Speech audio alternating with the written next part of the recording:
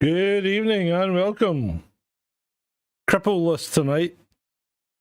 Good evening, Sgt Grumpy, aka John. Good evening, Troll Room. Good evening, Great to be back. David. Good to see you back, mate. Good to see you back. Someone's holding up the fort, John. Someone's holding up the fort with you, mate. Someone's got to me, and I've got to say, your new camera's looking stunning. Oh, It's looking good. Just a bit of peer pressure with the upgrades, just a bit. Yeah, Still waiting for the cherry on top. Like that'll come with the MacBook, eh? Yeah. Hello, Shalini. Hello, Espresso Mechanic. Hello, DW. Good to see you, people. Good evening, friends. Good evening, friends. So we had quite a short one on Friday because I was busy. Why was I busy last week? What was It's I just doing? this work thing, mate. You know what I mean? It's not really work, though. It's not really work. It's like I go somewhere and people give me cash. It's not work. Do you enjoy it though? If you enjoy it, no, I do. Enjoy your work. Enjoy it. You do. Yeah, and I've got a network installation to do next week. Oh, I was doing the van last week. So this week coming, I've got some flat pipe furniture to build, and I've sold some stuff from my studio to the guy for his office. So you made a bit of cash, mate. Nice one. Cash in hand. Cash. Just give us your cash. Yeah, just. What buttons that? What buttons that? No. We just need cash. I know a lot of people want to send blankets or water. Just send your cash. Just send your cash. And you're doing some network infrastructure as well, getting back to your IT manager days, Sarge. Yeah. I'm putting in network and remote control cameras for the garage guy. Excellent. Well, good. Yeah, I put Starlink in a couple of weeks ago. Starlink, and how's that? It's not bad, isn't it? He threw it on the roof basically, and it was getting like 30-40 meg down, and about 20 up, which just isn't bad. It's not bad, right? You should be getting a lot more than that out of Starlink in Scotland. Yeah. Chill. So I then attended and realigned it. It's now getting, I think the last time I did it, I think it was 89 down and 20 up. So that's not bad. It's a lot better, folks. If you wanna hire a network engineer, network and infrastructure, talk to Sgt Grumpy. Yeah, because I'll be putting some cables in. We're doing some cabling. I like doing cabling. Give you a good price, cheap price. Cheap price, and best of kit. I use Unify Ubiquity stuff, which is pretty good kit. You pay for it, but it doesn't let you down, and you get really sexy dashboards as well. Right. Good evening, Julie. Good evening, Shalini, Drenai, DW, all the usual suspects. Fantastic to see you trolls. Love you guys. Shalini had an accent on Friday. I don't know. An accent? Shalini's kind of like myself. She kind of goes between kind of the limey and the kind of the Irish accent. You know what I mean? Yeah. Right. Okay. Let's get into it. As they say, let's get into it. Right. And another finely made AI thumbnail, I thought. Anyone complain about that this week, Sarge? No, I've not had any complaints yet. Not yet. Yeah, anyway, it makes me look a bit too old. Jesus Christ. Yeah, well, you haven't sent me a decent picture, so I had to crop one off the show and then, say, reduce the size of this guy's forehead and... Blame my mum, mate, for my large cranium. You know what I mean? Yeah, I know. Yeah. Right. So anyway, I'll recover the deaths this week. So we've had John C. Dvorak. I don't know if you know him. He used to. I am aware of the name. Yeah, absolutely. He used to write for PC Magazine, and he had a podcast called No Agenda with what's his name? Adam Curry, who used to be on MTV. So sad to see John go. Apparently, I was listening to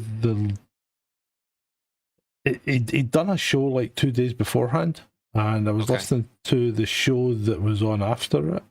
And his wife had said that they were sitting watching Quincy, right? And it was just like somebody turned him off. He just suddenly, boom, that was it. It was his time, yeah. That's a good way to go.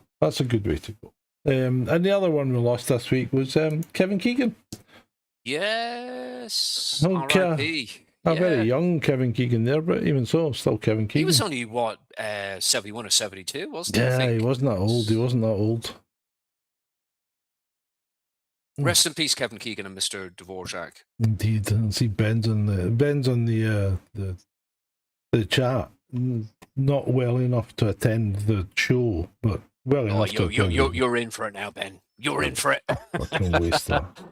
I mean, it's like, oh, come back every second Sunday. No, I'm going to come back every Sunday. Oh, no, I don't feel well. We didn't have the rider correct for the green room, Sergeant Grumpy. We didn't have enough Coke. We didn't have enough Red Bull. Like, you know what I mean? We're on a tight budget. You know what I mean? Yeah, he's lying in his bed. You fucking spend your life lying in your bed. If you actually got and did something, you might find that you would improve your health. Right. Anyway, saucer of milk for Sergeant Grumpy. Let's talk about Darren not Darren of Plymouth. Let's talk about Andy Burnham. Yes. So Andy has agreed for the US to use British bases in order to attack Iran. Right. Same as. That's what Keir Starmer allowed as well. Yes. Well, did he? I don't know, because one of the British bases, I'm thinking that they might use the Zakratieri, which is in Cyprus, which is within striking distance of Iran. Yes. Yes, and the Iranians are pretty handy with their modern tech as well in reaching those areas. I mean, we all know that during war, it's not only a physical shooting war; it's a propaganda war as well.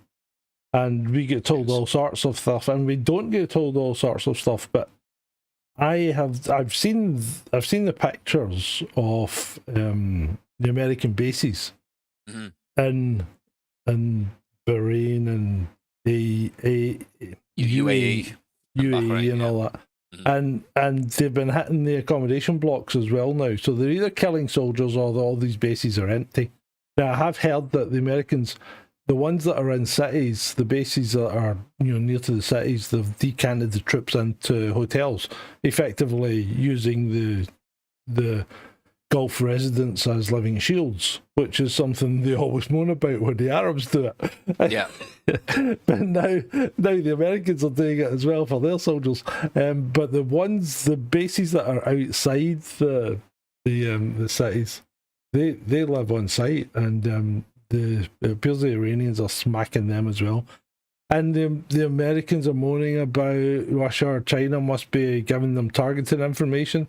Hey, that shit happens. I don't even think. I don't think they need it, to be fair. No, because I don't. I think the Iranians are competent enough, of the targeting, location, kind of base geography of that area to do their own kind of like work on it. And I'm sure there would be evacuation orders. I mean, the US will be able to collect enough intelligence, forewarned is forearmed. They'd be able to kind of get their men out of there before a kind of a strike happens. Well, one would hope anyway, So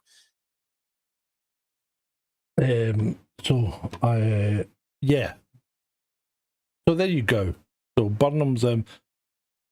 Burnham's kowtowing to the thing I want to say about Burnham really quickly is that it's not Burnham making this announcement. Of course, if we go back, and I'm sure kind of folks in the troll room will know this as well, that Dominic Cummings, the other week or the week before, he's been like really chatty about the Panama circumstance, the bread and the circuses, the theatrical stage nature of all this stuff. Of like, well, I'm sure we'll get into it at some point.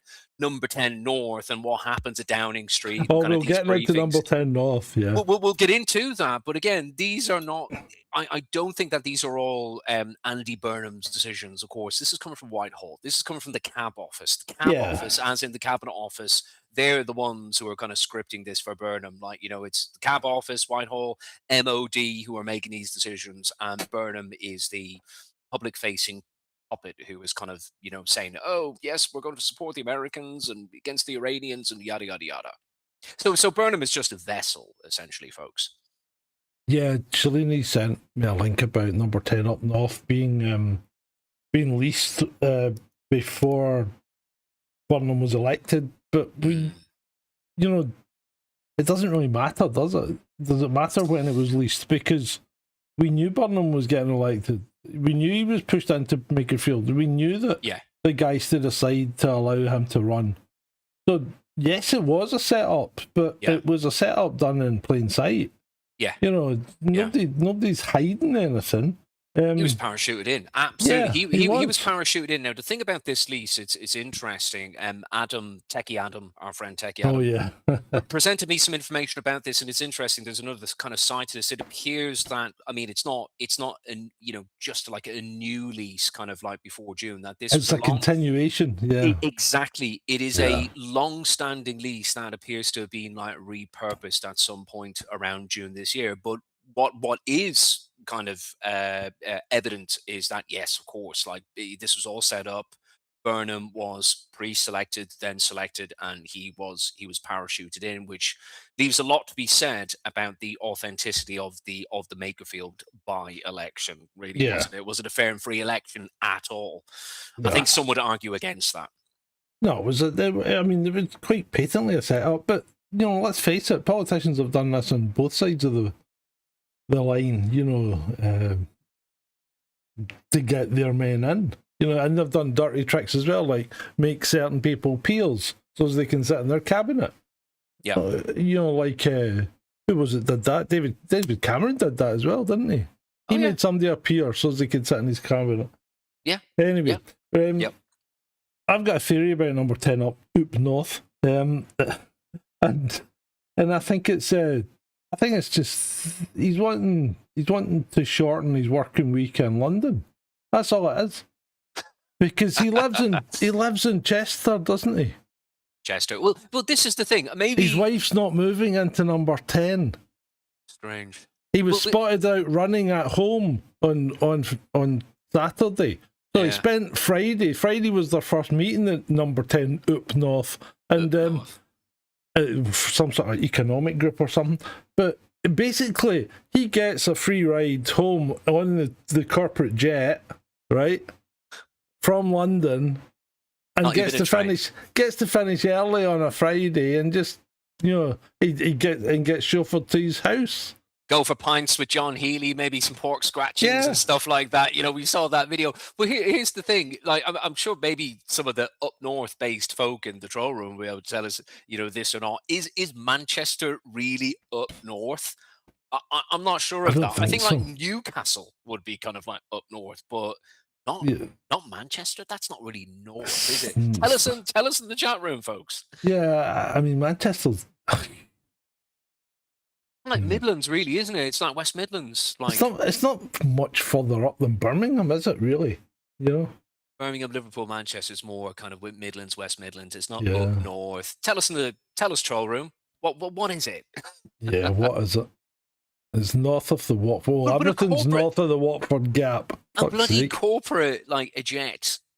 Jota Aviation or like one of those, and like 30 minutes up, 30 minutes back. I mean, oh no, he took the RAF, the big jet. He took the big one, the one that was re-liveried in the Great Britain colours and all that. He took that one. He took the big one. Yeah, I think you've got to be up north. You've got to be north of Preston, surely. Yeah, you got to be north of Lancashire. But hey, Andy, this is not really good for the climate, is it, mate? All this, like, to meet you up and back like by private jet, mate. You know what I mean? Let's be honest. Who really bothers about the climate apart from Ed? Pardon me, Ed Miliband. I mean, who? And the thing is, the way he's been playing the climate, it's not doing us any favours, is it? No, it's not doing anyone any favours. Right, let's move on. Let's move away from Andy. And I don't think we're even going to bother talking about Trump today, are we? Because he's still tit for tat. Remember, we used this on the show last week. I said Trump's playing tit for tat, and Professor Mearsheimer started using it in his podcast with Judge Napolitano. He said Trump's playing tit for tat, and I thought, hey, I should have trademarked that. Well, I mean, that's what it seems to be. Maybe you have a slide about this, Sarge, not just about like the tit for tat, but this whole thing about tariffs is being reintroduced again. Oh, God. 10% on certain countries, including the UK. Now, that could be just a pressure point or a lever for like, maybe Trump will ease off on that if there is a lot more North Sea oil drilling. That's what I think is behind that. I thought the tariffs were set way back in February and they haven't changed for us. Apparently, it's a new one. You know what I mean? You know, Trump, Mr. like 24-hour man, likes to change things. Yeah, I'll be looking into that, but I don't think they're new. Anyway, right, bike wankers. Let's move on to this. This footage was submitted to police by a cyclist who said a car passed too close to him. Right. However, he ended up with a fine himself after capturing what police called poor cycling. Right. Is poor cycling an offence? Well, yeah. I actually did someone for being drunk in charge of a pedal cycle once. Section 19 of the Road Traffic Act, I believe. So anyway, this is the gap. That's a parked vehicle facing them, this blue BMW here. Okay. Right? And that is an oncoming vehicle, and the guy went through this gap. And it's not a big gap. So to read the blurb.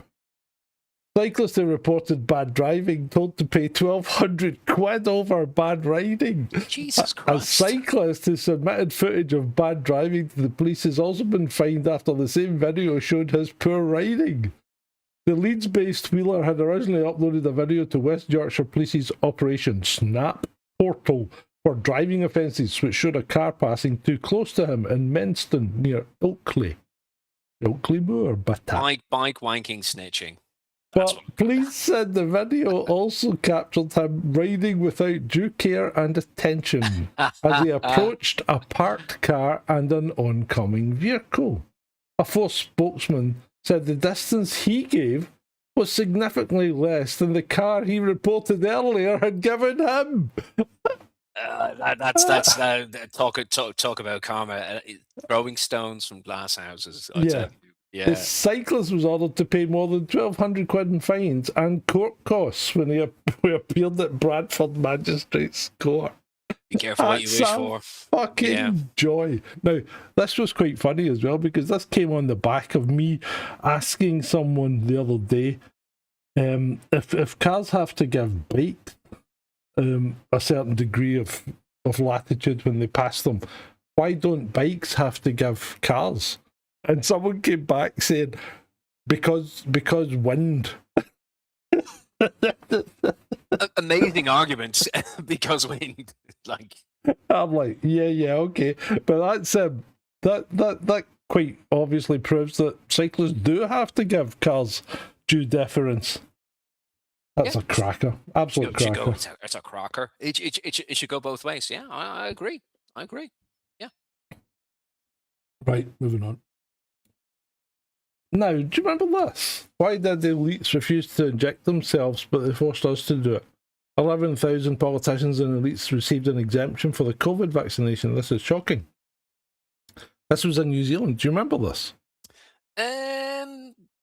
Kind of. I do remember a lot of footage going around where it appeared very evident that there was really kind of like nothing in the hokey pokey, right? And that kind of the needles were covered and all of that. We saw this in the UK as well, so there was certainly something going. There was a lot of stage propaganda happening. Aye, so this is an open government FOIA request revealed that 11,000 politicians and members of the elite had been exempt from vaccination, said Michael Gray Griffin in an interview with Dr. Paul Oosterhuis and Liz Gunn, leader of the New Zealand Loyal Party. Wow. That's not the case. That's just not the case. This is an absolute fabrication. What, the figure of 11,000? No, the figure's right, but it wasn't politicians and elites that received the exemption. It was medical staff. Because they didn't have enough to put vaccines in all the medical staff, so they exempt them so they could continue to work while they were waiting on more vaccines coming in. Oh, that's an interesting old chestnut. I thought the medical staff would have been prioritised. Well, you would have thought so. But that is that's the problem. People on Twitter do this all the time. They conflate things and they blatantly make up lies. And the thing is, this is documented in, the government's, all the government's decisions and documentation. Mm-hmm. So it wasn't politicians and it wasn't elites. Yeah, it was. So the 11,000 figure is attributed towards medical staff. It was 11,000. It was 11,000 medical staff. Yeah. Yeah, but of course, yes, there were politicians and were elites that kind of staged, the whole kind of thing with injections in it, and it didn't happen. I am more than sure that there was. Yeah. But with this particular, well, that's it. There's a lot of individuals who kind of conflate and they kind of clobber this stuff together for social clout, and it's just it's not helpful. It's not helpful. That's the thing. It's not helpful when you start making shit up to prove your point. How can you prove your point? It doesn't help. It doesn't help at all. And yeah, it's frustrating. What else doing my nutting just now? Manhunt for Islamists after vehicle drives into crowd at Berlin Pride. At least 16 people have been injured and one has died. Well, he's dead now, allegedly, within the past 1 to 2 hours. It's been reported through like AP and all Who's of dead? The Islamist, the perp. Did he kill himself? He was shot. Or? No, he was shot. All right, they caught up with him shot then. by Secrets. By the Polizei? By the Polizei. Yeah. Ah, good. Yeah. Good. Yeah. Of course. So yeah, shocking stuff though. Yeah, shocking stuff. Commonwealth Games are on. Did you know? I didn't even know. They're on in Glasgow, right? They started last week. This is not a nice fall. I saw that earlier on. Did you see that? So the guy face planted with. I thought he only. Yeah, he did. He's only got one arm down. As he fit, he's not meant to be doing this. He missed the bar. He did a swing round that bar, missed it, and face planted. Yeah. I thought he'd snapped his neck. It just looked horrible. But apparently, he was taken to the Queen Elizabeth University Hospital in Glasgow, and was talking to the doctors and things. And apparently, he seems to be all right. Very strong, very fit athlete, so it's a testament. 19 years old as well, so younger, but it was horrendous. Yeah, it looks horrendous, but thank God they're in such a young, good condition that they actually. I thought the guy was dead. It. I really did. But yeah, he did okay. Broken neck. Yeah. Right. Next, we have. Does anyone find it odd that 200 billion, and this is real because I've looked into this, and there's an incredible amount of money spent in cancer research, and yet the figures just keep going the wrong way. So we spend more and more money on cancer research every year, and yet more and more people seem to get cancer, and more people die. So it's just like, does anyone else find it odd that 200 billion is spent on cancer research every single year, and the only thing to show for it is a 75% increase in cancer deaths since the 1990s? Yeah, I mean, there's... Fucking beeping noise must drive you nuts, mate. Sorry? That beeping noise must drive you nuts. I have tried to kind of, dampen it down as much as possible. Thankfully, our audience does not kind of I hear hope they it can't hear it. I'm riding the view. It is a technical issue I have with my home alarm, folks. That I can't really do anything about it except turn off the electricity, but that could just rip the alarm. Oh yeah, that will. Yeah, it'll be on battery. But John can kind of hear it because he hears everything as the director. So, but I am trying to ride the mute button. So bear with me, folks. But thank you for letting me know. I was hoping you would not hear that, but it must drive you nuts. So it really must. When you dampen it right down, I just try to kind of really get it down for the show, but it is still in the background. Yeah. So I mean, I just don't get this whole cancer thing. And it's like, why are we spending so much money on research and yet not making a dent in it? I mean, not making a dent in it, making it, by all intents and purposes, making it worse. Well, where are we going wrong? And is it to do with the fact that we're eating all the wrong things? Is that the case? Is it processed food? Is that the big problem? I think there could be a lot of variables involved. This is a very, very lucrative industry that employs a lot of people. So I don't know. Let us know in the chat, folks. Do you think that if the cure for cancer, the cure for cancer is there, but it's kind of like it's sat upon? You know what I mean? Yeah, yeah, definitely something is going wrong. Like, we're gonna find the cure. We're gonna find the cure. Just pump in more money, more money, more money. It just Yeah. seems to be this never-ending like cycle, And and the money yeah, just keeps on going up and making a lot of people in this world like fat stinking rich, like from yeah. the industry. And the other thing as well that gets me is that it's what the hell was I going to say? Yeah, you can't claim that you can cure it, even if you think you'd found a cure, right? It's illegal to claim that you can cure it. People go to jail for it. There was a couple Express in Mechanic Jersey. just said that. Yeah, there was a couple in Jersey that went to jail for it. It was crazy. And in fact, I think the guy, was it David Taylor? I think he's still in jail in France. That's excuse me. That's a very interesting point. David Taylor, I remember his case from years ago. I think this is probably going right back to like the 2010s. David Noakes says espresso mechanic. Yeah, was it David Noakes and what was the woman's name Taylor? I'm not quite sure. David Noakes rings a bell. Yeah, definitely. Yeah. What was the actual? I used to remember this about. He had a clinic. He had a clinic on Jersey, and they made a product from, I think it was derived from CBD or something like that, or some Lynn Tyler, right?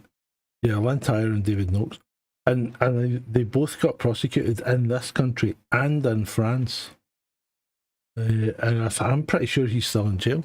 That's at GC Ma. That's the one. Yeah, thank you. GC Math. Yeah, he was doing a lot of like work on that to try and beat cancer. So it sounds like to me that he was getting very close like with his work. And yeah, but then they ended up in jail, and obviously the work's basically shut down. Yeah, it's always a bit strange, because let's face it, there is no benefit to big pharma or even just small pharma in curing people, because a patient cured is a patient lost. Mm-hmm. Yeah, I think that is that sums it up nicely about the about the graph and about the 75% increase. Yeah, patient cured is a patient lost. So we need lots and lots of patients, or we're not going to make lots and lots of money. Espresso says that David Knox has been released and Lynn Tyler may still be in jail. Right, moving on. I sent you that video, David, and I'm not playing videos because we just end up getting copyright hit. Yeah, no, of course. This was NVIDIA's AI-powered robot, and it walks on stage with a tray or something like that, and this guy's talking about it, and he's filming a selfie with it or something. This thing just collapses. It just goes down like a sack of potatoes, and you can see its little. It fell completely backwards and down, and then its little arm. See this little arm here, this little hand, this little arm popped up like help me. It was quite comical actually. It's just one of those comically, very well comically timed like moments. Well, I'm sure we're going to get into this in the next couple of seconds, but when it was like the stagehands came and they covered it up with a shroud. It looked like a body bag, didn't it? They covered it up. I mean, they were ready for that, because They were there within seconds. They ran out and covered it up, and then you can see them picking it up and taking it off like they were taking the body off the stage. And this guy that was doing the presentation was a bit bemused by the whole thing, wasn't he? He didn't know what to say. It was quite a funny sketch. It was. Yeah. It reminded me. I sent you a comment about this. Kind of in preparation for tonight's gig. saying that, yeah, it reminded me of the Ed 209 fails from RoboCop. I'm sure some of our with trolls less shooting and blood. with less shooting, like, and blood, But yeah, it was quite funny. But the whole thing, people were disturbed about, on the original Twitter thread, X thread. People were commenting underneath. They were like, "You're trying to give it dignity. Like it's a machine. It doesn't have consciousness. It doesn't have thoughts. It doesn't have feelings. But you're just like, you're shrouding it. And it's just like, oh, quick, hide, cover the shame."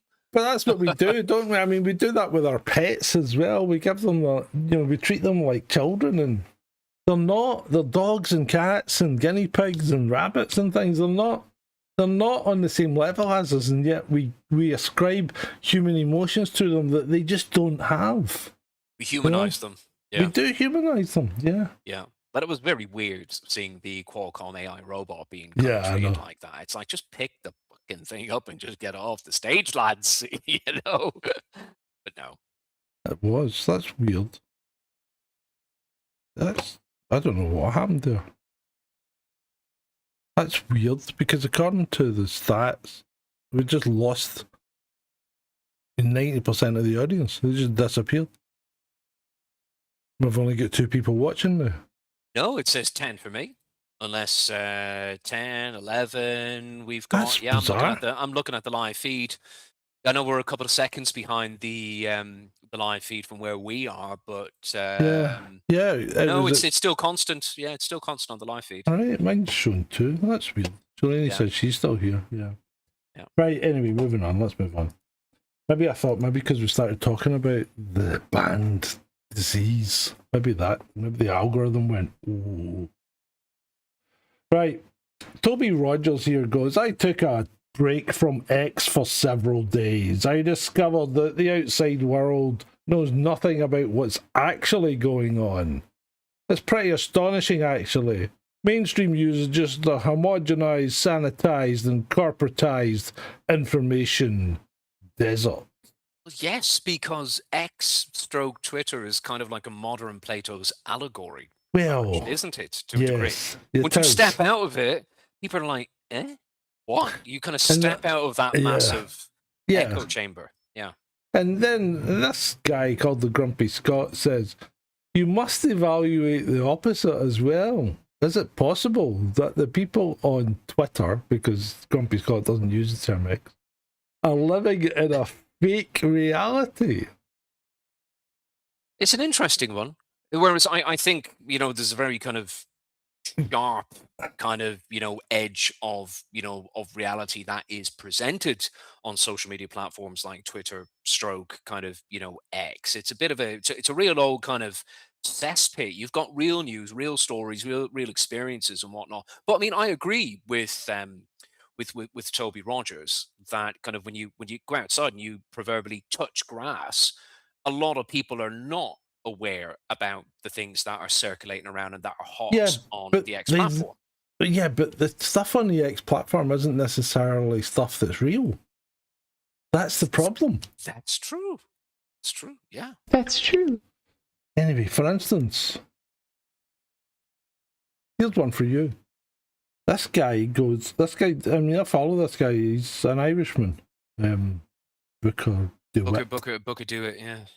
A woman in her 20s, a trainee solicitor, was driving the car. So what we're talking about is the Gardaí have foiled a suspected new IRA terror attack after intercepting a bomb that was being transported to Northern Ireland. Pardon me. So a woman in her 20s, a trainee solicitor, was driving the car.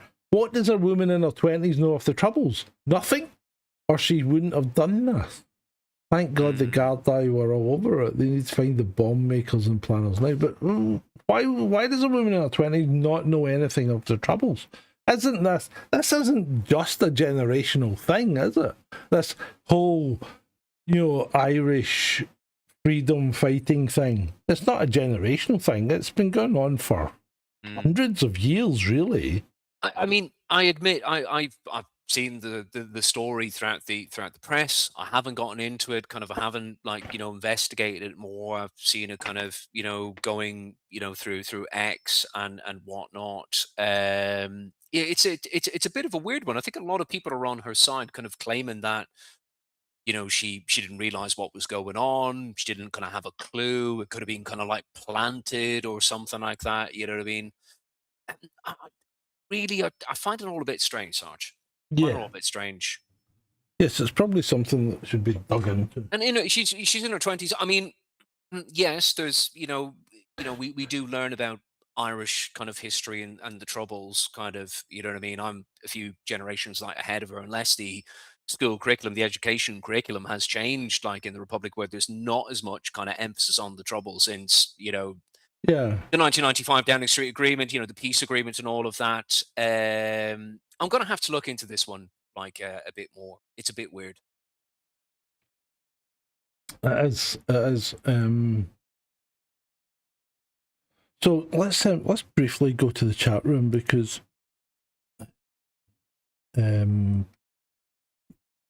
Shanty's come up with something about Ed. She doesn't miss Twitter either. She hasn't closed her account, but popped in a handful of times that Ed stuff upset her.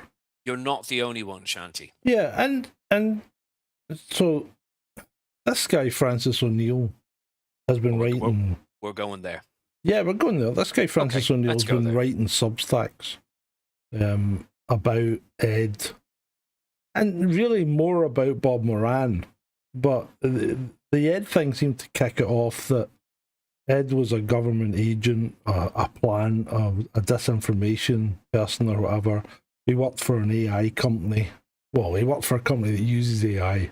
And people poured over Ed Chanter's life, and that's somehow suspicious, because the tech sector he was involved in. And because his alleged funeral, because apparently it might not have been a real funeral. Don't even get me started on that, mate. Even though we were there, and it'll be recorded. If you did an FOI, you could find out who died And just in case sorry to interject, Sarge, just in case Francis O'Neill is watching this, because it seems to be the case that he is tipped off about our broadcasts, and he pours over it. So, Francis, if you are looking for evidence, like evidence has already been, it has been kind of brought to your attention by people like at Arwen Star and French Natalie and others. So, Francis, if you want me to go next door and get the booklet from HD Tribe at Shoreham by Sea, I can do that right now. Right now. That funeral happened, and that man is dead. Stop being an idiot. Okay. I was actually going to say to Francis, if you want to talk about this, then I'm more than happy for you to come on the show. And the thing when I say on the show, it could just be me and you. I'm more than happy for you to come on. I don't bite.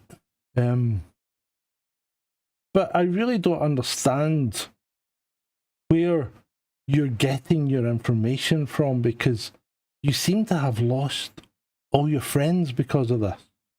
You've been told to leave it alone by your friends, and you kind of left them behind. And I don't quite understand why you got such a beef about this. I mean, I spoke to Bob Moran at the funeral, and I mean, I don't have a beef with Bob Moran. I think his work is, and with all due respect to Bob, I think his work's mediocre at best. I'm sure he says great things about me, but I didn't really particularly like, or even in some respects, really get a lot of Bob's jibes when he was doing them on, during COVID and things like that.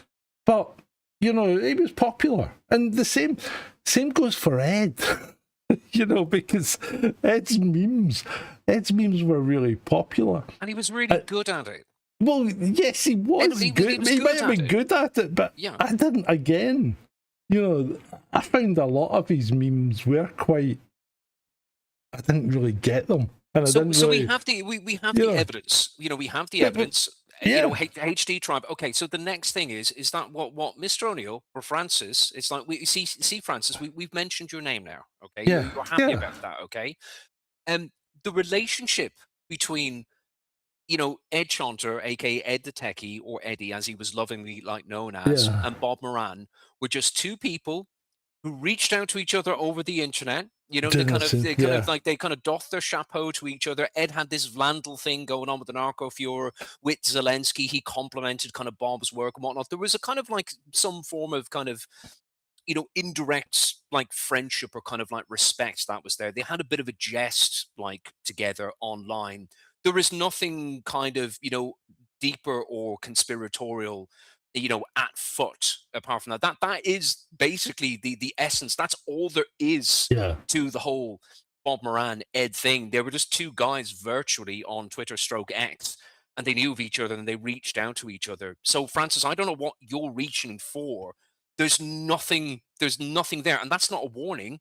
That's not a No, threat. it's not. It's like you're grasping at straws, my friend. They were just two virtual people on the internet who were friendly with each other. That's all it was. Let's use Occam's razor here, okay? Yeah, or Hanlon's. But the simplest explanation is usually the one that exists, and normally when there's evidence to point to it, then that's how it went down, And the reason, John, why, in a previous broadcast, it was brought up in one of Francis's Substacks, you know what I mean, that there was kind of he twisted and manipulated, this into, that guy, David, and the others that, that himself and Leo Biddle were somehow kind of threatened. Well, it's you have to understand, Leo, you have to understand, Francis, that this whole thing was brought to the surface not even 36 hours after the man had passed. And bear it in mind that John, I, and some others, we were privy to and privileged to, pictures of Ed's battle against his small cell lung cancer as well. It was a very emotional process. And with this thing is, kicking off in the dark corners of the internet, do you really not expect Ed's friends and companions not to get upset about that in the slightest, I'm becoming impassioned about now? And another thing also, Mr. Francis O'Neill, is that you could have come down to HD Tribe at Shoreham by Sea and experienced what we experienced. And I still personally, John, I find it kind of hard to deal with the fact that I had an opportunity over a year ago, probably around 2 years ago, to go to a meetup in Brighton and meet Ed in person. The first time and the last time I met Ed Chanter, Ed the Techie, or Eddie, as he was lovingly known as, was at HD Tribe when he was dead. And that's really difficult. I'm not trying to really bring this into a morose tone, but there's real people, real feelings involved in this, Francis, as well. It was a beautiful ceremony. But it was really difficult as well, seeing his family grieve. And it's really difficult for us, Francis, Leo, Man of Mern, all of you lot, and Mary as well, writing the stuff that you do when you were not present and you did not experience that. I find it really offensive. It was streamed live to people in Africa, where Ed spent much of his childhood. And Egypt and other corners, other locations as well. So there's very good reason why we're getting kind of a bit upset by this stuff. It just keeps on coming out in Substack, and it's all getting a bit ridiculous. It's ridiculous because Ed was a genuine person. He was a lovely guy, and he didn't deserve what happened to him, and he doesn't deserve be denigrated in the manner that he is by you. So if you want to talk about it, you can come on. Contact me. I'm on Twitter as Acolator. You know that, no doubt. You can get me through the channel here.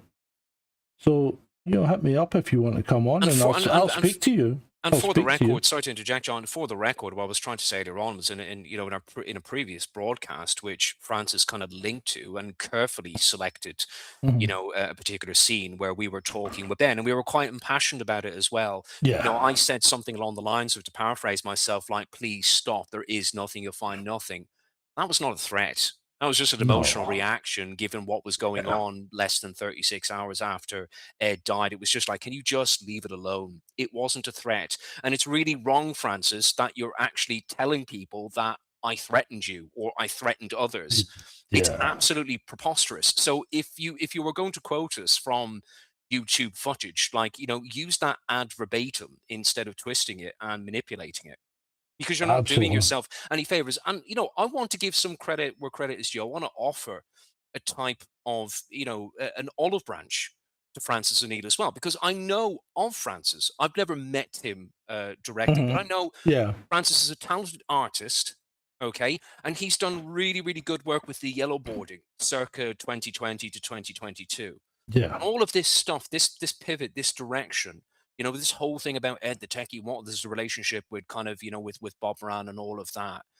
It's just been all a bit too much to digest since, especially in the lead up to June the 17th Yeah, and Ed's farewell, and after that as well.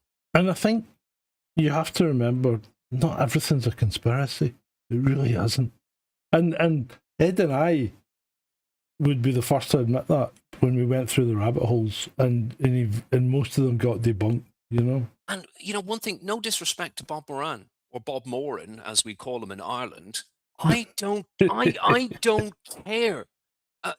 How Bob earns his money or his Yeah. celebrityhood that has developed Good over luck to him. the past Yeah. couple of years. I don't care how much money that he's made.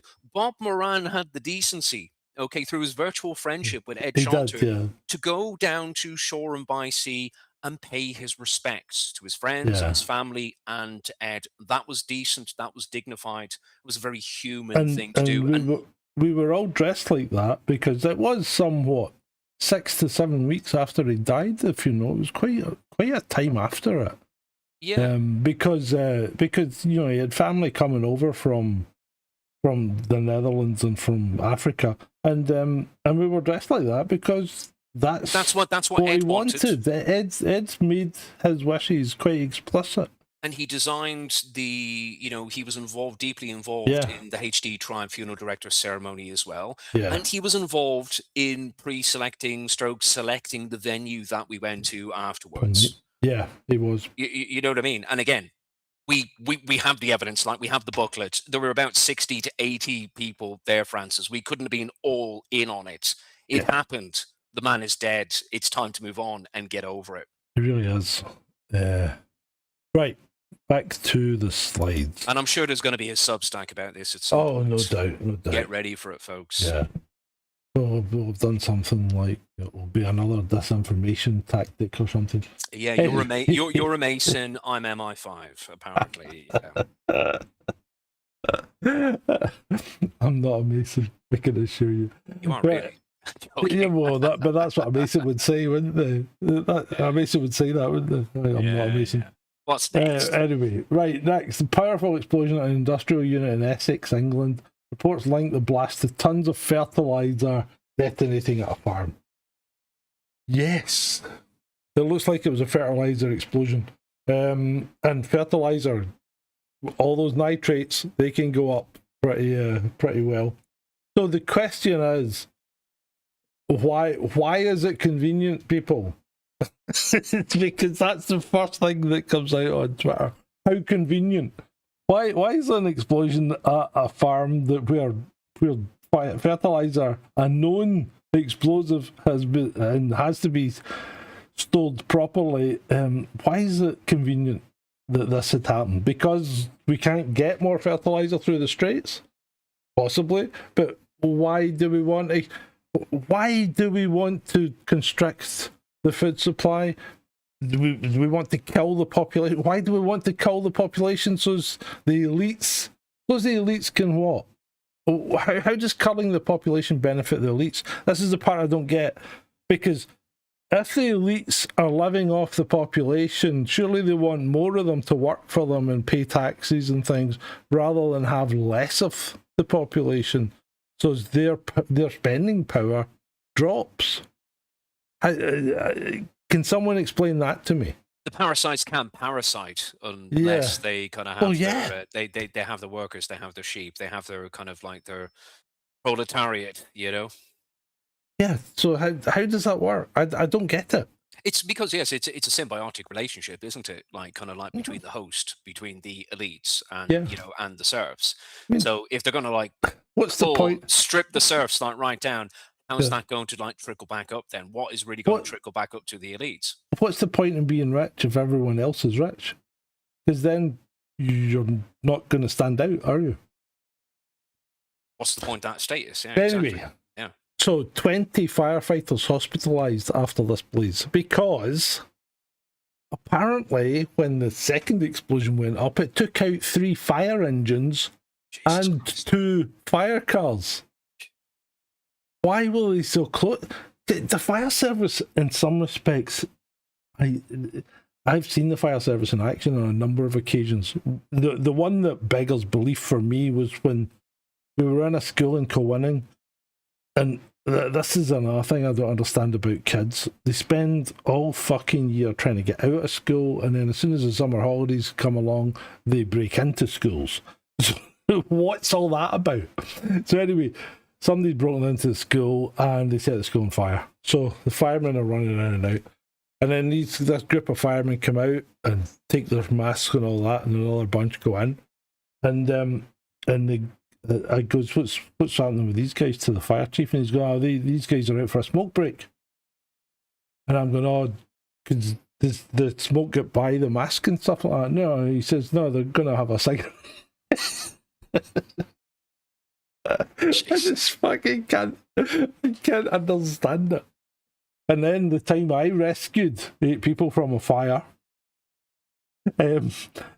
I suffered from smoke inhalation as a result of it. Jesus. And That's not good. the ambulance, well, I had to go in 3 times, didn't I? So the first time I goes in, do you want the story? Do you want the whole story, people? I'll give you the story. Right, so here's the story. We're sitting having our peace, which is our break. It's the middle of the night, 2 o'clock or something like that, in the morning, and there's bang, bang, bang on the front door of the office in Cowanning. Cowanning is just a shop front, so bang, bang, and we're like, shut, and we're through the back. And I'm like, right, okay. So I goes through, I says, you keep eating, Keith, I'll go and see where it is. So it goes through, opens the door, and there's this woman going, there's a fire in my flat, there's a fire. And I goes, where's your flat? And she goes, over there, just beside Menzies. And yeah, you could see that there was smoke coming out of a window. Right? And I goes, right, okay. I says, I'll be over in a second. Do not go back in. And she goes, but my kids. I'm like, Oh, Jesus. hell. Did you not bring your kids out? She goes, no. Oh, God. And I'm like, Jesus fuck. So anyway, What sort of a bloody parent are you, missus? I runs through and I goes, Keith, there's a fire across the road. Phone the fire brigade. And then come and fucking, and then come out and start keeping people away from it. So anyway, runs across, goes into the flat, she takes me up to her place, gets her kids out, right? There's other people milling about, and I goes, fire, everybody out. And we get everybody out, and they all come downstairs, and I'm at the back, and we're down the stairs, and smoke's filling up the hallway and that. But we get everybody out, and I'm like, right, great, all done. And somebody turns around and goes, there's another floor. So I'm like, oh fuck. Still no fire brigade, right? And so I start going up the stairs and I'm doing what I'm taught, use the back of your hand to follow the stairway round, and don't do it this way, because if you come across a wire or something that had been live, you would grab it and be electrocuted. So I'm going round and going up this sort of spiral stairway, and it's full of smoke. You can't see a fucking thing, and I'm shouting, fuck. Come out. And then this light appears, this halo of light appears at the top. The guy had opened the door in the top flat, and you could see this ring of light. And I goes, there's a fire, come on, everybody out. And he's gone. So he got 3 other people that were in his flat, and they come down and they come out. And we're going past the first floor, which is where the fire was, right? So they come past that, and they kept going down. And I takes a look down the line of the flats on that floor, the floor that we were passing, and there's a guy wandering down the thing, and I goes, "Where are you going?" And he's going, "I forgot my cigarettes, son." You bloody Scots. I forgot me cigarettes. I forgot me own brew. Fucking never mind your fags. Get the fuck out. That's a colloquialism for cigarettes in the UK, YouTube. Yes, that's great, yeah. So just get yourself out. So I grabs him and pulls him down the stairs. So by this time the place is full of smoke and the fire is really going. The fire brigade turn up and start doing their stuff. The fireman comes over and goes, "You look fucking black." I've got my white shirt and I'm black. And he goes, "Here, let me give you some oxygen." So he slaps this mask on my face and it's going, and I'm like, "What the fuck?" And then the ambulance turns up. The ambulance man comes over and he takes this off and he's going, "Is he trying to fucking kill you?" He says, "You don't give people that are conscious pulsed mode oxygen." And I'm like, and the guy's going in the back. "You're going up to the hospital." So that was fucking. What did he just give you a steady stream of oxygen at the hospital? Yeah. Was it? Like, well, he put me in the ambulance and just gave me a steady stream of oxygen. Yeah, so the pulsed oxygen is when you're in a bad state of affairs. It's when you can't breathe. You can just literally can't breathing breathe for you. Yeah. You don't do that to people that can still breathe. Sgt Grumpy, you're a hero. You're a hero, mate. I got a chief constable's commendation for it. So in fact, a chief constable's high commendation. So I got awarded for it. I even got taken up to the headquarters and had tea and sandwiches with the chief constable. That's amazing. Congratulations, Sgt Grumpy. A bona fide hero. Yeah. but yeah. So, but the I can hear that Bonnie Tyler song in my head right now. Yeah. God bless her. Rest in peace. How can you? But fire service. How can you have your tenders so close that they got blown up when the thing went up? You know how fucking volatile nitrates can be. These people, they're firemen.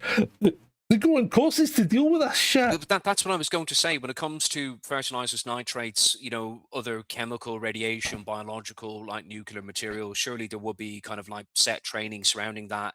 With the perimeter as well. Like really, the engine shouldn't have been that kind of close.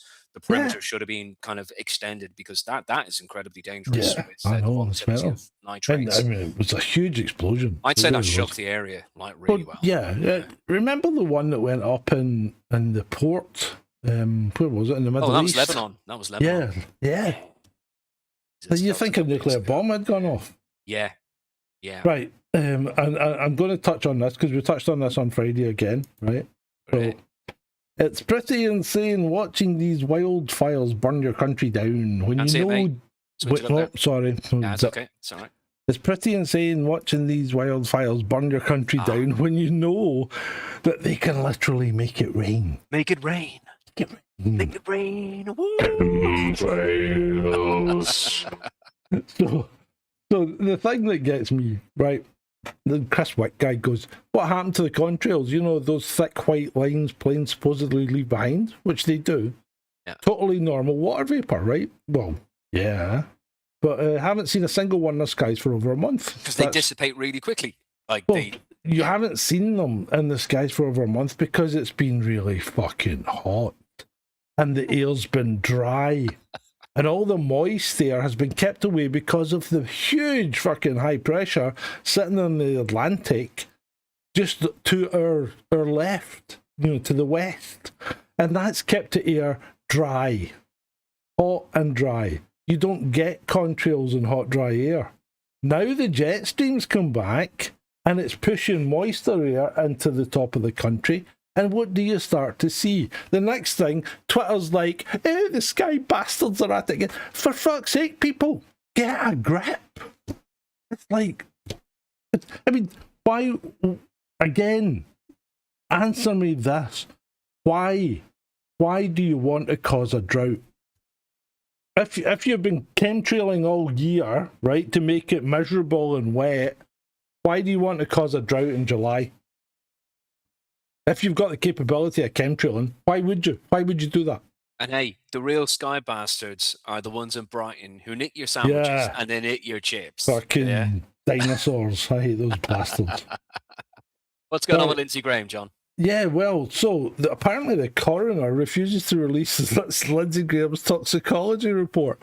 Okay. Well, Lindsey Graham did like he did like the old drink. Yeah. Poppers as well. And yeah, possibly a bit of the old. There could be a delay in the toxicology report. Like there may not be a kind of like a cover you know what? There might not theory. Might not even be a toxicology report because I'm still convinced he died in Ukraine. He died in a hellfire. Like, yeah.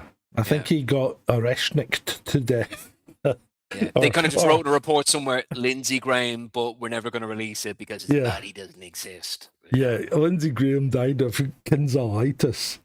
Yeah, died of too many poppers. He fucking get hit by a missile, didn't he? It's kind of funny that it's not. He died of Oreshnik disease. He died from it, not with it.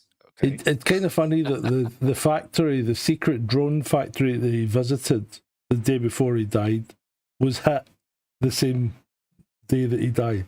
And the irony, it was also called after a former Bond movie, Skyfall.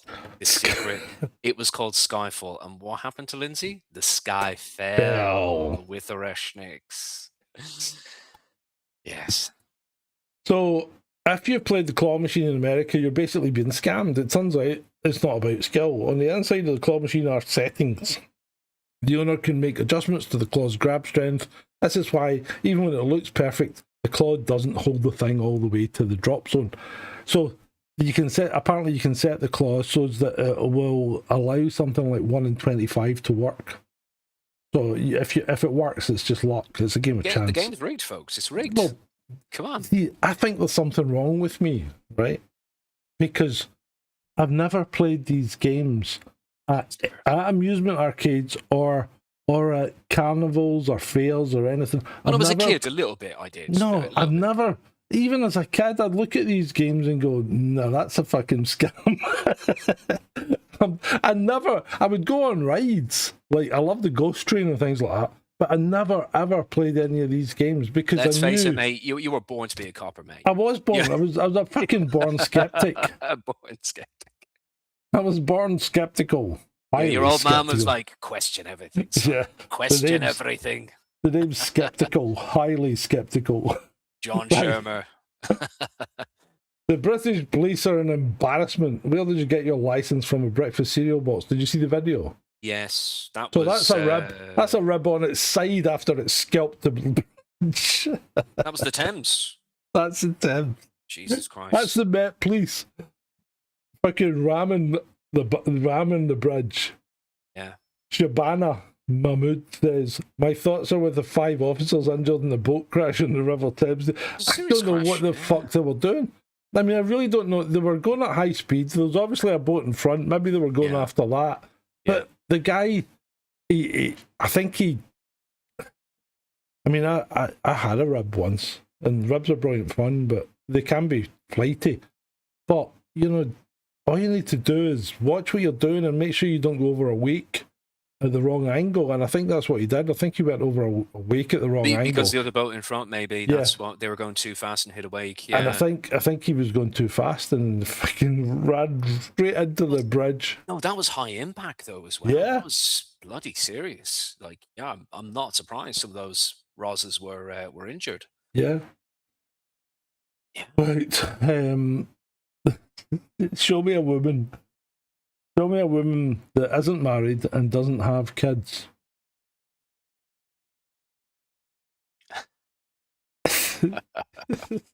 Oh dear. You couldn't put that anywhere near kids or a man, could you? That toilet set.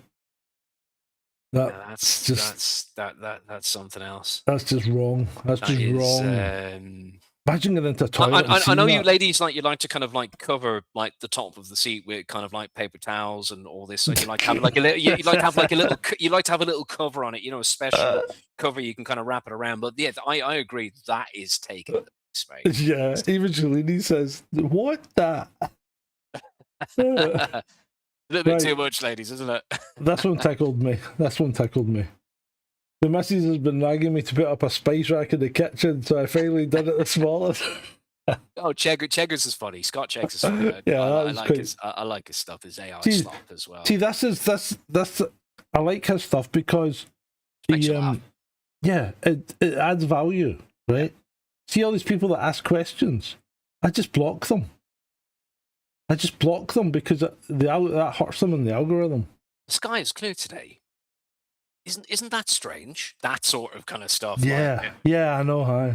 Yeah. Or you know, just really stupid questions, stupid self-evident questions. They're the Andrew ones that Bridgen really- types, yeah. Yeah, Andrew Bridgen types, yeah. Right, we've only a couple of sleeves left. Fun fact, you can trap a self-driving car with a ring of salt. If placed correctly, the car's AI reads it as no entry markings and just sits there Brilliant. completely confused. Brilliant. So self-driving cars can navigate entire cities but still lose to a basic witchcraft spell. Brilliant. I wonder if that's true. I wonder if it's true, actually. I think it might be. Might be. See if you painted a line like that, because that's like you're on the wrong side of the thing to exit that line. A little bit of homework for the troll room. One Yeah, of it'd be one quite of you cool. folks want to try it? I mean, Let us that's know. not a self-driving car that's in there. I think that was like a Seat or something. But So you need to do it to like a Waymo or something like that. yeah, it'd be funny though. It would be One of the funny. London Waymos, yeah. Yeah. That's Well, good. I hate spelling mistakes. Yes, so do I. Yes. Missing an N. Yes, I think we are. So there we go. Quite a short one for us. Well, unless there's anything you want to chat about. I tell you what, I haven't done for a while. I haven't put any reviews out for ages, so I need to do them. Bit of snarky. Yeah, but I've been busy. I've been No, I haven't been working. You've been doing the hard labor thing, mate. No, I haven't. It's not even hard labor. It's just like I attend places and people give me money. You might set off some people on Substack, mate. Like, be careful. Be careful with that. You know. Yeah. But no, I think we've covered we've well covered this week's Zeitgeist. Yes, I think we have, and I hope you people have enjoyed it. 'Cause we've enjoyed having you. We have indeed. And I'm sure we'll have our six baller back to normal next week. Oh, geez, yeah.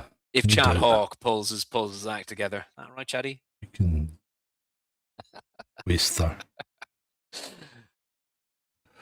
Right, it's been great Been great. for you. Flag pin, shiny as a TV grin, talking tough from a leather chair, sending kids where they'll never sit. Golden tie, talking like it's do or die. Papers power while the cameras spin. Every word is a practice line. Walks, gotta walk. Big talk, big stage, small cars, beat the drum, sell the shock. Warhawks, gotta walk.